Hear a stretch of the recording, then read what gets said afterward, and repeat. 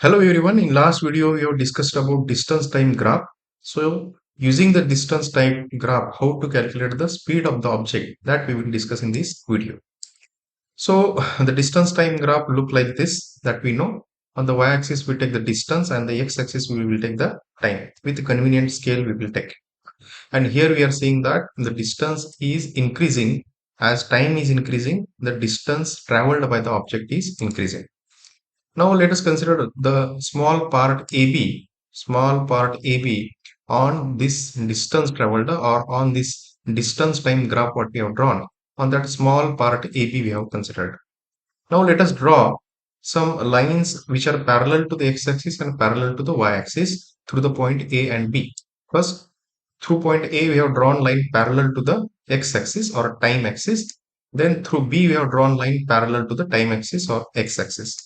Then through A we have drawn line parallel to y-axis, and through point B parallel to the y-axis we have drawn. Now here we will see there is one triangle has created, triangle ABC, and one rectangle I will say AC. Suppose this point, if I say T2 and this point as a T1, actually T1 and T2 are the corresponding point, but let us consider them as a notation. So I will say triangle AC T2 T1. This will be one rectangle and ABC will be one triangle. Now A to C distance is nothing but the time interval. A to C distance is nothing but the time interval when the object has traveled from A to B. To travel from that A to B, it has taken time. How much time it has taken? T2 minus T1. That much of time it has taken. And how much distance it has done, or how much distance it has covered during the journey from A to B. So it has covered the distance S2 minus S1. See here, B S2 is corresponding to the point B and S1 is corresponding to the point A. So to travel from A to B, it has covered distance of obvious how much S2 minus S1, and for that it has taken a time duration of T2 minus T1, right? So this is the S2 minus S1 distance.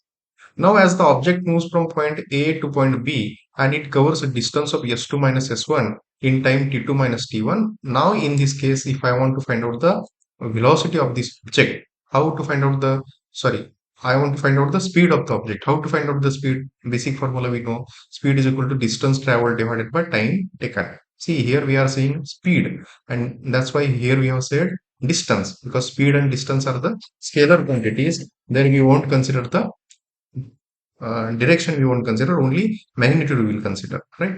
But there is one possibility, one universal truth we have discussed that. In the universal truth what you have said, distance and displacement can be equal to each other. It is, there is a possibility if the object travels the shortest path, in that case the distance and displacement can be equal, right? So considering that velocity or the speed of that object, we can say here see distance how much it has traveled, S2 minus S2 minus S1 distance it has traveled, and for that time how much it has taken, T2 minus T1 it has taken. So ratio of the distance traveled divided by the time taken is nothing but the speed of that object. So like that, graphically we can calculate the speed of the object using this distance time graph. Thank you.